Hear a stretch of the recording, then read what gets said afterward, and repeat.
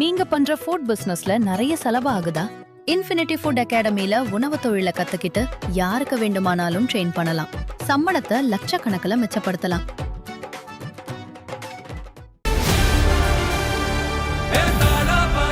மக்களுக்கு நல்லது பண்றதுக்கு அரசியலுக்கு வாங்கடா, கொள்ளை அடிக்கிறது கொலை பண்றதுக்கு கூட அரசியலுக்கு.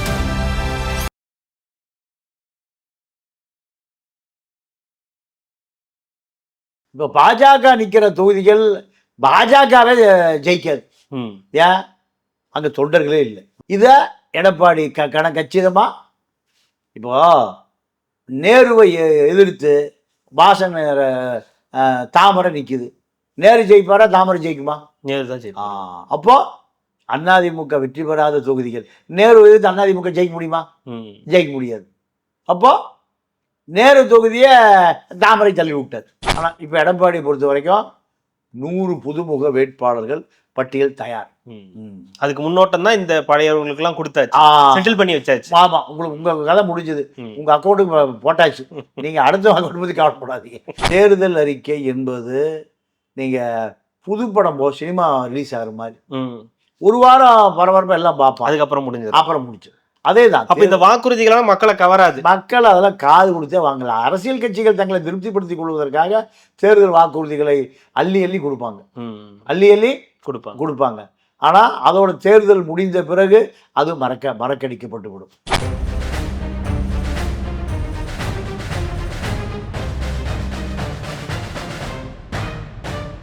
மெட்ரோலோக்ஸ் நெஞ்சங்களுக்கு வணக்கம். நான் கார்த்திக். இன்றைய பொலிட்டிக்கல் பல்ஸ் நிகழ்ச்சியில் நம்முடைய இணைந்திருப்பவர் மூத்த பத்திரிகையாளர் திரு தமிழா பாண்டியன் அவர்கள். வணக்கம் சார். வணக்கம். அதிமுக தேர்தல் களத்தில் முந்தி இருக்கு அப்படின்றத தெளிவாகவே சொல்லலாம். காரணம் என்னன்னா, அவங்க தொடர்ந்து அவங்களுடைய தேர்தல் அறிக்கைகள் நேற்று வெளியாச்சு. இன்றைக்கு தினம் காலையில் வேட்பாளர் பட்டியலை அறிவிச்சாங்க.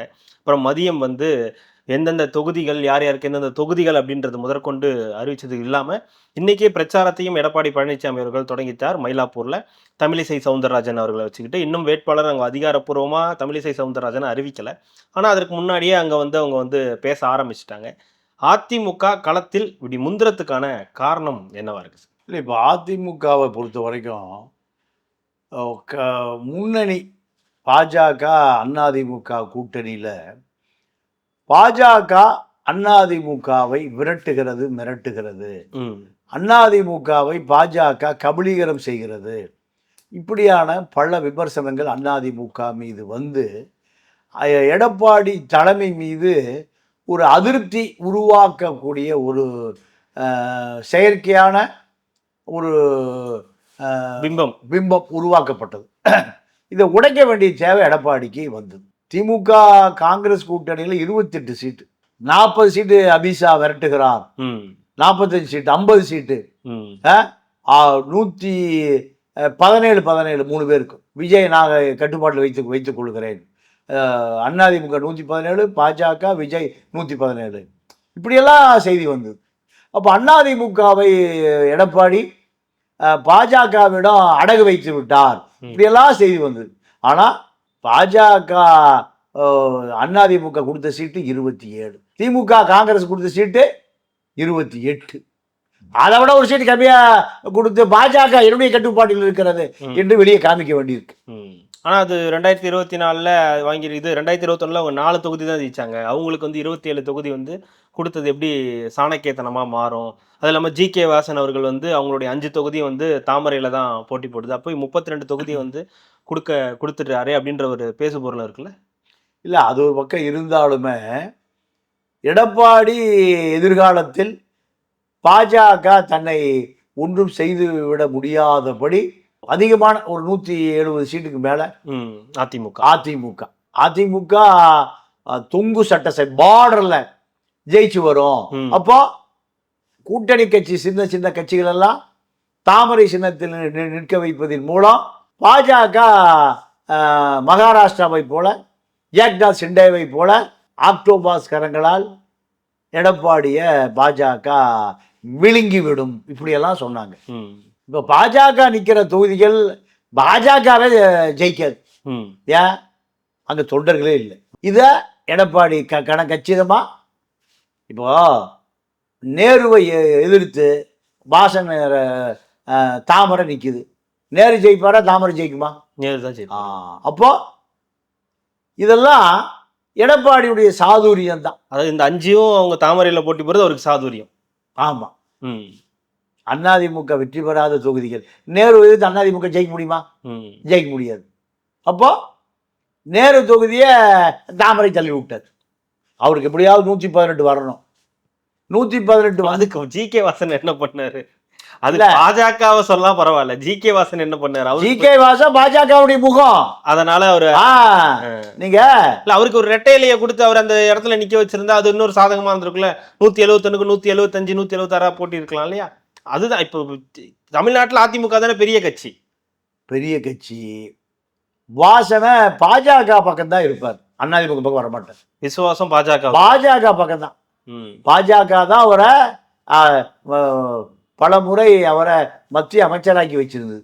அதனால பாஜக பாசம்தான் வாசனுக்கே தவிர பாஜகவா அதிமுகவானா அவரு பாஜக பக்கம் தான் இருப்பார். இதெல்லாம் எடப்பாடி அரசியல் வித்தகன், சித்தகன், புத்தகன் அவருக்கு தெரியும் எல்லாம். அதனுடைய விளைவு தான் இப்போ தமிழிசையோடு மயிலாப்பூர்ல பிரச்சாரத்துக்கு கிளம்பிட்டார். ஆனால் முதல்ல அதிமுக வெற்றி அடையக்கூடிய தொகுதிகளில் தான் முழு கவனம் செலுத்துறார். பாஜக பத்தி தனக்கு கவலை இல்லை. பாஜக வெற்றி பெற்றாலும் சரி, தோல்வி அடைந்தாலும் சரி, அது தனக்கு ஒரு பெரிய லாபம் இல்லை. தோக்கணுன்றதான் அப்போ அவருடைய எண்ணமுமே. நான் நேரடியாக சொல்ல விரும்பல, அதுக்கு பொருள் தானே. அதான். அப்போ அதிமுக தனி மெஜாரிட்டியில் வெற்றி பெறுவதற்கான வேலைகள், அதை எங்க 2 நிலை, வெற்றியா தோல்வியா, இந்த நிலை வருகிற இடங்கள் பூரா கூட்டணி கட்சிகளுக்கு. இதுதான் இப்போ எடப்பாடி ஃபார்முலா. முதல் தரமா அமைச்சர்கள், முன்னாள் அமைச்சர்களுக்கு ஒரு பட்டியலை வெளியிட்டிருக்காரு. ஆமா, கே.பி. முனுசாமி, சி.வி. சண்முகம், ராயபுரத்துல மீண்டும் ஜெயக்குமார், இப்படி ஒரு பட்டியல் வெளியிட்டிருக்காரு. இந்த பட்டியலை ஏன் வெளியிட்டார்னா, இந்த பட்டியலோடு நின்று விட வேண்டும். இந்த பட்டியல் வேறொரு பட்டியலுக்கு வரக்கூடாது. இந்த பட்டியல முன்னாள் அமைச்சர்கள் வேற யாரையும் ரெக்கமெண்டேஷன் பண்ணக்கூடாது. முடிஞ்சிருச்சு. ஏன் முதல் பட்டியலை அறிவிக்கிறார்னா, இவர்கள் 6 பேர் அந்தந்த மாவட்டத்தில் ஒரு லிஸ்ட்டை கொடுத்துருக்காங்க. அது என்னுடைய சாய்ஸ். எனக்கு விசுவாசமான ஆட்கள், கட்சியை எதிர்காலத்தை காப்பாற்றாமல், விலை போகாமல். உங்களுக்கு சீட்டு உறுதி, உங்களுக்கு சீட்டு. அதான் எடப்பாடி ஃபார்முலா. எடப்பாடியை பொறுத்த வரைக்கும் அனுபவப்பட்டுட்டாரோ. சரியா, அறிவுங்கிறது என்ன? அனுபவம் தானே அறிவு. அது வந்துருச்சு. அது வந்து எப்போ காலம் வாருவாங்க, எப்போ நாற்காலி குப்புற தள்ளப்படும், இதெல்லாம் பார்த்து பாதி பேர் அதிமுகவுக்குள்ள பாஜக ஏஜென்ட், மறைமுக ஏஜென்ட். இந்த மறைமுக ஏஜென்ட்டுகள் எல்லாம் அவர் கட்டுக்குள் வைப்பதற்காகத்தான் இந்த முதல் அமைச்சர்கள் லிஸ்ட்டை வெளியிட்டது. இப்போ அவர்கள் பூரா திருப்தி, நம்ம சீட்டு வந்துருச்சியா? இது வராமல் அது வந்திருந்தா இவர்கள் ஒருவேளை அமைச்சர்கள் மாற்றப்பட போகிறார்களோ, அமைச்சருக்கு சீட்டு இல்லையோ, இந்த சந்தேகம் வந்துடும் அந்த லிஸ்ட்டை பார்த்து. அதனால முதல்ல இந்த லிஸ்ட்டை அறிவித்த பிறகுதான் இப்போ அத்தனை பேரும் திருப்தியா இருக்காங்க. இப்போ புது பட்டியலுக்கு எந்த இடையூறும் இல்லாமல் 100 புதுமுகங்களை இறக்க போறாங்க. 100 புதுமுகங்கள். இதெல்லாம் பழைய முகங்கள். புதுமுகங்கள் தான் எடப்பாடியுடைய நேரடி தேர்வு. அமைச்சர்கள் ஜெயலலிதா காலத்தில் ஒவ்வொரு தொகுதிக்கும் 3 பேரை அந்த அம்மா கேட்கும். மாவட்ட செயலாளர்கள் 3, முதல் 2, 3, அதில் யாரோ ஒரு ஆளை அந்த அம்மா டிக் பண்ணோம். இப்போ அந்த ஃபார்முலாவே இல்லை. எல்லாம் 3மே எடப்பாடி லிஸ்ட்டு தான் இவர்களுடைய படியா. ஏன்னா இவர்களை பொறுத்தவரை தன்னுடைய கட்டுப்பாட்டுக்குள் இருக்கக்கூடிய நபர்களை மட்டும்தான் இவர்கள் முன்னிலைப்படுத்துகிறார்கள். தன்னை மீறிவிடக்கூடாது, தன்னுடைய அமைச்சர் பதவிக்கு போட்டி வந்து விடக்கூடாது. இந்த சூழலை இந்த அமைச்சர்கள் பூரா 35 அமைச்சர்களும் இதை காலங்காலமாக பேணி வருகிறார்கள். அப்போ அதை எடப்பாடி என்ன பண்ண போகிறாரு, அந்த முன்னாள் அமைச்சர்களை விட வலுவான வேட்பாளர்களை களமிறக்கி, அதை விட கட்சிக்கு நீண்டகால விசுவாசியான ஆட்களை களமிறக்கி அவர்கள் சட்டமன்ற உறுப்பினர் ஆக்குவதுதான் எடப்பாடி ஃபார்முலா. ரொம்ப வேகமா போக ஆரம்பிச்சிட்டாரோ ஆரம்பத்துல இருந்து? இப்போ நம்ம இந்த பார்க்க ஆரம்பிச்சிருந்து உடனடியாக தேர்தல் அறிக்கைகள் ஒரு 5 சொல்ல ஆரம்பிச்சாரு. அதுக்கப்புறம் நேற்று தேர்தல் அறிக்கை எல்லாமே வந்து சொல்லிட்டாரு.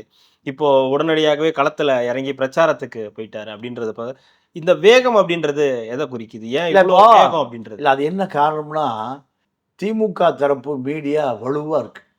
பெண் நிறுவனம் மாப்பிள்ளை வலுவா இருக்கா, சன் டிவி, கலைஞர் டிவி, இப்படி பல ஊடகங்கள் வலுவா இருக்கு. அதே போல எதிர்முகாம் விஜய் அதுவும் வலுவா இருக்கு. அப்போ இந்த யூகங்கள் எடப்பாடி பின்னுக்கு தள்ளிப்பட்டார். திமுகவும் விஜய் தான் களத்துல இருக்கு. இப்ப விஜய் ஆளையா காணோம், எடப்பாடி களத்துக்கு வந்துட்டார். விஜயுடைய பட்டியலே இன்னும் வரல. ஆதவர்ஜுனா என்ன செய்யறதுன்னு தெரியல, இப்போ முஷி என்ன செய்யறதுன்னு தெரியல. நீங்க வேட்பாளர் தேர்வு என்பது யார் கையில் இருக்குன்னு இப்ப தெரியலங்கிறாங்க. எங்க திமுகல எல்லா இப்போ வேட்பாளர்கள் தேர்வு என்பதை முழுக்க சபரீசன் முடிவு பண்றாரா, ஸ்டாலின் முடிவு பண்றாரா? ஸ்டாலின் தானே பண்ணுவார். இல்லை, இப்போ வந்து பெண் நிறுவனம் தான் இந்த பட்டியலை இறுதி பண்ணுது. அப்ப முன்னாள் இறுதி பண்றது உறுதி பண்றது ஸ்டாலின் அவர்களா தானே இருக்கும். இல்லை, இறுதி உறுதி ரெண்டுமே பெண் நிறுவனத்திலே முடிஞ்சிருதுங்கிறாங்க. இறுதியும் உறுதி அங்கேயே முடிஞ்சிருதுங்கிறாங்க. அதுக்காக எடப்பாடி அவர்கள் வேகம் எடுக்க ஆரம்பிச்சிட்டார். ஆமா ஆமா ஆமா. ஏன்னா பெண் நிறுவனத்தை பொறுத்த வரைக்கும் ஒரு அனுபவம் இல்லாத நிறுவனம். 21 பிரசாந்த் கிஷோர் தான் திமுகவுக்கான வெற்றி தோல்வியை தீர்மானிக்கக்கூடிய ஒரு பெரிய யூக வகுப்பாளர். ஆமா. இப்போ அதே போல டேட்டா பேஸ் ஆட்கள் தான் எங்க பெண் நிறுவனத்துல. அவர்களே நீதாய வேட்பாளர் 1 கோடியை கொடு, இப்படி அவனே ஒரு 500 கோடி வசூல் பண்ணிட்டான். யாரு? பெண் நிறுவனத்தில் இருக்கக்கூடிய மாவட்ட ரீதியாக இருக்கக்கூடிய அந்த வியூக வகுப்பாளர்கள், எந்தெந்த சமூகம், எந்தெந்த ஜாதி, யாருக்கு ஓட்டு வரும், என்ன ஏது, இதெல்லாமே பெண் நிறுவனத்துக்கு வர்றதுக்கு முந்தைய அவன் அங்கே வேட்பாளர் 1 கோடி 234 தொகுதியில் ஒரு 200 தொகுதி 200 கோடி வசூல் பண்ணிட்டான். இதெல்லாமே வெளியே வந்த பிறகுதான் எடப்பாடி நேரடியாக தன்னுடைய கட்டுப்பாட்டில் கூட்டணி கட்சிகளாகட்டும், தன்னுடைய கட்சிகள், தன்னுடைய முன்னாள் அமைச்சர்கள், புது வேட்பாளர்கள். ஜெயலலிதா 91 96 அந்த மாதிரி முதலமைச்சர். 96 2001 திமுக ஆட்சி. அப்போ அமைச்சர்களாக இருந்த, சட்டமன்ற உறுப்பினராக இருந்த எல்லாருமே தன்னை விட்டு போயிட்டாங்க. ஜெயலலிதா இனிமேல் ஆட்சிக்கே வர முடியாது முடிவு பண்ணிட்டு போயிட்டா. யாரு? அவங்கெல்லாம் கூட இருந்தவங்க. அதுல செங்கோட்டையன் ஒரு ஆள். செங்கோட்டையன் 1 வருஷமா பாய்ஸ் கார்டனுக்கே போகல. ஏன்? செலவுக்கு பணம் இல்லை, பணம் கொடுன்னு கேட்குது. போனால் அறிவாளி பக்கம் போனால் ஏதாவது வசூல் பண்ணலாம், எதிர்கட்சி பக்கம் போனால் ஒன்றும் கிடைக்காது. அப்போ தான் அந்த அம்மா என்ன பண்ணுச்சுன்னா 2001 அத்தனை பேரும் புது வேட்பாளர். அத்தனை பேரும் பழைய மந்திரிகள் சில பேருக்கு சீட்டை கொடுத்துட்டு அத்தனை பேரும் புது வேட்பாளர் 2001 பட்டியலை பாருங்க.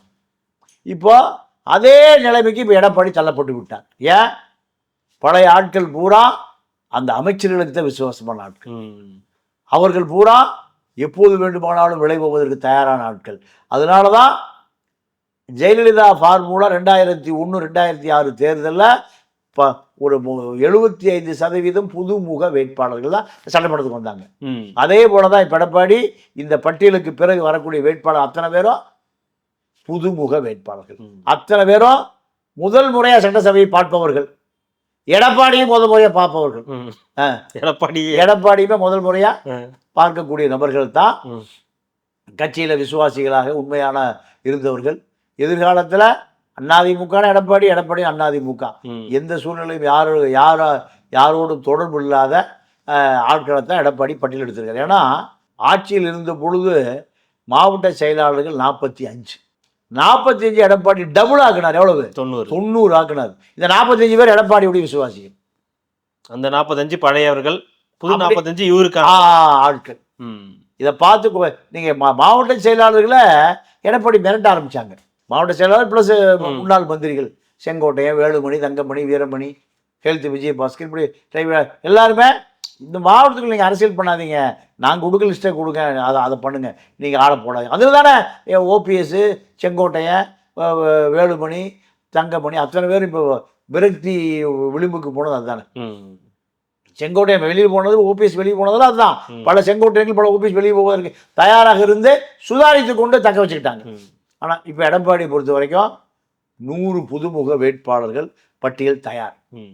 அதுக்கு முன்னோட்டம் தான் இந்த பழையவர்களுக்கெல்லாம் கொடுத்தாச்சு, செட்டில் பண்ணி வச்சாச்சு. ஆமாம், உங்கள் கதை முடிஞ்சது, உங்கள் அக்கௌண்ட்டுக்கு போட்டாச்சு, நீங்கள் அடுத்த அக்கௌண்ட் பற்றி கவலைப்படாதீங்க.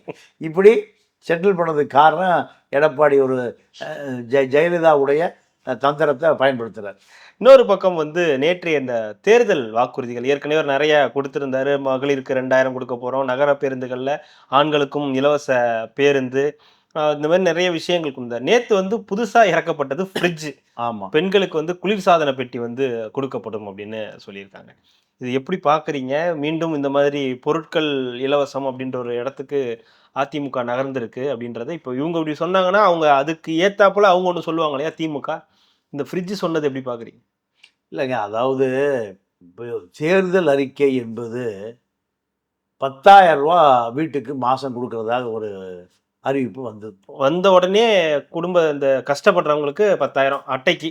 இப்போது திமுகவுடைய அந்த தேர்தல் அறிக்கையில் 520 வாக்குறுதிகள் கொடுக்கப்பட்டது. 505 வாக்குறுதி 505 வாக்குறுதி கொடுக்கப்பட்டது. இப்போ அடுத்த தேர்தலில் அதே 505 வரும். அப்போ இந்த 5 வருஷத்துல ஏன் நிறைவேற்றியா நீங்கள் கேட்கலாம். அவங்க தான் ஒவ்வொன்றும் சொல்கிறாங்களே 80%, 90% அப்படின்னு 505 முடிச்சாச்சுன்னு சொல்கிறாங்க. அப்புறம் எதுக்கு முடியாது 505 தேர்தல் அறிக்கை? நான் பட்ஜெட் கூட்டத்தொடர் நடக்கும், நிதியமைச்சர் தான் பட்ஜெட் வாசிப்பார். அப்போது நான் அப்போ தொடர்ந்து ரெகுலராக தலைமைச் செயலத்தில் தான் இருப்பேன். தலைமைச் செயலர் பத்திரிகையாளர் அறையில் தான் நாங்கள் சில ஆட்கள் தொடர்ந்து இருப்போம். அப்போ என்ன நடக்கும்னா அட்டை மாறும், அதே ஐட்டம் தான். ஜெயலலிதா முதலமைச்சர்னா ஜெயலலிதாவுடைய படம் இருக்கும், அடுத்த வருஷம் புது படம் இருக்கும், 5 வருஷம் மாறி மாறி லேட்டஸ்ட் படமாக வரும். 6ஆவது வருஷம் அட்டையே மாறி போயிடும். யார் வந்தாலும் கூவம் நதி சுத்திகரிக்க. இப்போ இதுதான் பட்ஜெட்டு, இதுதான். அதே நீங்கள் 5 வருஷம் பட்ஜெட்டை அந்த புத்தகத்தை வாங்கி பார்த்தீங்கன்னா அது அப்படியே காப்பியாக இருக்கும். 6ஆவது வருஷம் அப்படி தான். இதுதான் தேர்தல் அறிக்கை. தேர்தல் அறிக்கை என்பது அந்த நேரத்தில் பரபரப்பாக பேசப்படும், அதோட மக்களும் மறந்துடுவான். நீங்கள் திமுக அதிமுக மாநாடு நடக்கிற பொழுது தீர்மானம் நிறைவேற்றுவாங்க, தீர்மானம் முன்மொழிவு வழிமொழிகள். ஆமாம், அதை அந்த கூட்டத்தில் இருக்கிறவனே மறந்துடுவான், கூட்டத்தில் இருக்கிறவங்களே. ஆமாம், தீர்மானம் என்பது கம்யூனிஸ்ட் கட்சிகளுக்கே சொந்தமானது. இப்போ கம்யூனிஸ்ட் கட்சியை திமுகவுக்கு சொந்தமானதை மாறி போச்சு. நீங்கள் 5 சீட்டு தான் சிபிஎம் சண்முகம் ஏற்று தான் ஆகணும், இல்லை நான் ஏற்றி கூட கூட்டு விட்டு வெளியே போகிறோம். யார் சொன்னது? சிபிஎம் சண்முகம் சொல்கிறாரு, சாம்சாங் பிரச்சனையில் முதலாளிக்கு ஆதரவாக தாமும் அன்பரசனும் தொழில்துறை அமைச்சர் ராஜா, டிஆர்பி ராஜா 2 பேரும் முதலாளி பக்கம் நிற்கிறாங்க, தொழிலாளி பக்கம் கம்யூனிஸ்ட் நிற்கிறான். நாங்கள் கூட்டணி உடச்சி வெளியே போகிறோம். நாங்கள் டிஆர் பாலு அகில இந்திய சிபிஎம்முடைய தலைவர் பேபி அவர்கிட்ட பேசி கூட்டணியை உடைச்சிட்டு வெளியே போனீங்கன்னா பாஜக உள்ளே வந்துடும். நல்ல பாஜக கிடச்சிது, எங்கெவ்வளோ பாஜக உள்ளே வந்துடும், திருமாவளவனுக்கு பாஜக உள்ளே வந்துடும், கமலஹாசனுக்கு பாஜக உள்ளே வந்திருக்கும். இல்லை சார், கூட்டணி கட்சியினர் பாத்ரூம் போனால் கூட பாஜக உள்ளே வந்துடும். கதவை நல்லா தாள் போட்டு போங்கப்பா. இப்படி அரசியல் இருக்குது. அதனால டெல்லியில் அகில இந்திய தலைவர்கிட்ட சொல்லியிருக்காங்க, நீங்கள் கூட்டணி வெளியே போனீங்கன்னா பாஜக உள்ளே வந்துடும். அவர் இல்லை வேண்டாம், பாஜக வெளியே இருக்கட்டும், நாங்கள் எதை கொடுத்தாலும் வாங்கிக்கிறோம், 5 கையில் போடுங்க சண்முகம், கூட்டணி தர்மம், பாஜக உள்ளே வந்துடும். இல்லை சார், அது ஆந்திரா பார்டரில் இருக்கா, தமிழ்நாட்டுக்கு வரதுக்கு தயாராக இருக்கிற மாதிரி. அப்போது இதுதான் இங்கே அரசியல். இந்த அரசியல் இந்த ஒரு வார்த்தைக்காக அந்த கூட்டணி வந்து கட்டமைப்பு அப்படி ஒரு ஸ்ட்ராங்கா இல்லை, அவங்களுக்கு வேறு வழி இல்லை. நீங்கள் 4 கொடுத்தா அங்கே தான் இருப்பாங்க. எங்க இல்ல அதுக்கு வருவோம். இப்போ இந்த ஃப்ரிட்ஜ் இந்த விஷயம் சொன்னீங்க இல்லைங்க, அதாவதுங்க அதான் கூட்டணிகள் பூராமே இல்ல இந்த ஃப்ரிட்ஜில் இப்போ முன்னாடி தேர்தல் கதாநாயகன்னு சொல்லி ப. சிதம்பரம்லாம் அந்த காலத்துல கலைஞர் டிவிக்கு சொல்லியிருந்தாரு. அதுக்கப்புறம் அடுத்து ஜெயலலிதா அவர்கள் ஆட்சிக்கு வரும்போது ஃப்ரிட்ஜ் வாஷிங் இதெல்லாம் மிஷின் அதாவது ஃபேன் மிக்சிலாம் கொடுத்தாங்க. அதாவது ஜெயலலிதா ஆட்சி காலத்துல மடிக்கணினியை மடிக்கணினி கொடுத்துட்டாங்க. பெரிய விஷயம். சைக்கிள், பெண்களுக்கு சைக்கிள் மடிக்கணினி அது ஒரு பெரிய சொத்து. ஆமா, அது மாணவர்களுக்கு ரொம்ப தேவையான விஷயமா இருந்துச்சு. ஆனா இப்ப கொடுக்குற இந்த ஃப்ரிட்ஜ் இந்த மாதிரியான விஷயங்கள்லாம் ஏத்துப்பாங்களா மக்களே வந்து சரி இது பரவாயில்லன்னு யோசிப்பாங்களா? இல்ல இதெல்லாம் காதுலயே வாங்க மாட்டாங்க. ஏன்னா தேர்தல் அறிக்கை என்பது நீங்க புதுப்படம் சினிமா ரிலீஸ் ஆகிற மாதிரி ஒரு வாரம் பரபரப்பா எல்லாம் பார்ப்போம், அதுக்கப்புறம் முடிஞ்சு அதேதான். அப்ப இந்த வாக்குறுதிகளாம் மக்களை கவராது. மக்கள் அதெல்லாம் காது கொடுத்தே வாங்கலாம். அரசியல் கட்சிகள் தங்களை திருப்திப்படுத்திக் கொள்வதற்காக தேர்தல் வாக்குறுதிகளை அள்ளி அள்ளி கொடுப்பாங்க, கொடுப்பாங்க. ஆனா அதோட தேர்தல் முடிந்த பிறகு அது மறக்கடிக்கப்பட்டு விடும். நீங்க நான் திமுக தேர்தல் அறிக்கையில சவர தொழிலாளிக்கு வாரியம், சவர தொழிலாளிக்கு வாரியம், சலவை தொழிலாளிக்கு வாரியம், செருப்பு தைக்கும் தொழிலாளிக்கு வாரியம், இப்படி கட்டிட தொழிலாளிக்கு வாரியம், இப்படி நிறைய இருந்தது. இப்போ யாருக்கா ஒரு வாரியம் கிடைச்சிருக்கா? இல்லை. 5 வருஷமா பாருங்க, இல்லை. அடுத்து இப்போ தேர்தல் அறிக்கை அதே தான் வருது. அப்போ இந்த நீங்கள் கட்டிட தொழிலாளி சங்கம், சலவை தொழிலாளி சங்கம், சவர தொழிலாளி சங்கம், மண்பாண்ட தொழிலாளி சங்கம், இப்படி 22 உழைப்பாளிகள் சங்கம் இருக்கு. இதெல்லாம் வாரியமாக உருவாக்கப்பட்டு அந்த வாரியம் அவர்களுடைய பொருளாதார உயர்வுக்கு பாடுபட இருக்கு. செருப்பு தைக்கிறவன் அதே இடத்துல வெயில தைச்சிட்டு தான் இருக்கான், பாவம். கிராமத்தில் புளிய மரத்துக்கிற சவரம் பண்ணுறவன் பண்ணிட்டு தான் இருக்கான். காலையில் எழுந்திரிச்சு அழுக்கு துணி எடுத்துகிட்டு போய் செலவை பண்ணிட்டு தான் இருக்கேன். மண்பாண்டம் தொழிலாளி மண்ணை வாங்கி மிதிச்சு அது சரி பண்ணி பானையை வச்சுட்டு தான் இருக்கேன். இப்போ இது போன்ற விஷயங்கள் எல்லாம் நெசவு தொழிலாளர்களுக்கு வாரியம். அது வந்து தேர்தல் அறிக்கை என்பது அந்த நேரத்தில் பரபரப்பாக பேசப்படுவதற்கும் அரசியல் கட்சிகளால் வாக்குறுதியை அள்ளி வீசப்படுவதற்காக கொடுக்கப்படுகிறதை தவிர உண்மையாக அது முடிந்த பிறகு நீங்கள் அந்த சவர தொழிலாளி சங்கம் போய் ஐயா நீங்கள் வாக்குறுதி கொடுத்தீங்களா, தேர்தல் பார்க்கலாம் போ. இப்படித்தான் பண்ணையார்கள் தாங்க இப்போ எம்எல்ஏ எலெக்ஷன் நிற்கிறாங்க. சக்கரபாணின்னு உணவுத்துறை அமைச்சர், அவர் தொகுதியில் ஒரு பாஜகவா முடிஞ்சுதா? பாஜக தோத்து போய் அவர் இப்போ ஜெயிச்சாச்சு. யாரு? சக்கரபாணி ஜெயிச்சாச்சு, நேரு ஜெயிச்சாச்சு. அப்போ இவர்கள்லாம் ஜெயிக்க வேண்டும் என்பதற்காகவே அங்கே தாமரையை போட்டிருக்காங்க. எடப்பாடி ஒரு டாக்டிக்ஸ். அமித்ஷா, மோடி எல்லாம் இதெல்லாம் தோற்பதற்காக போட்ட மாதிரி இல்ல, மீண்டே வரக்கூடாதுன்ற. நீங்க அடுத்த இடத்துக்கு போயிட்டீங்க. நீங்க எந்த காசு எதிர்க்கக்கூடாதுயா, வாங்கின அடி அடுத்த 5 வருஷத்துக்கு நீங்க வரவே கூடாது, என்கிட்ட சீட்டே கேட்க கூடாது அப்படின்ற மாதிரி. அப்போ இந்த அரசியல் திராவிட இயக்கங்களுக்கு சொந்தமான அரசியல். திராவிட இயக்கங்களை பொறுத்த வரைக்கும் தேர்தலுக்கு முன்பே 50% ஜெயிச்சிருவோம். தேர்தலுக்கு முன்பே நீங்கள் ஏப்பா நம்ம பார்த்து கொஞ்சம் வீக் கேண்டிடேட்டாக போடுப்பா, நம்ம கொஞ்சம் ஜெயிக்கணும்னு பார்த்துக்க. எதிர்கட்சிகிட்டே பேரம் பேசலாம், பேரம் பேசலாம். இந்த ஃபார்முலா திமுக அண்ணா திமுக 2 பேரும் எடுத்துட்டிங்கன்னா ரெண்டு திமுக. கண்டிப்பாக சார். அடுத்த நிகழ்வுகளை தொடர்ந்து பேசலாம். மிக்க மகிழ்ச்சி. நன்றி, வணக்கம். மக்களுக்கு நல்லது பண்றதுக்கு அரசியலுக்கு வாங்கடா, கொலை அடிக்கிறது, கொலை பண்றதுக்கு அரசியலுக்கு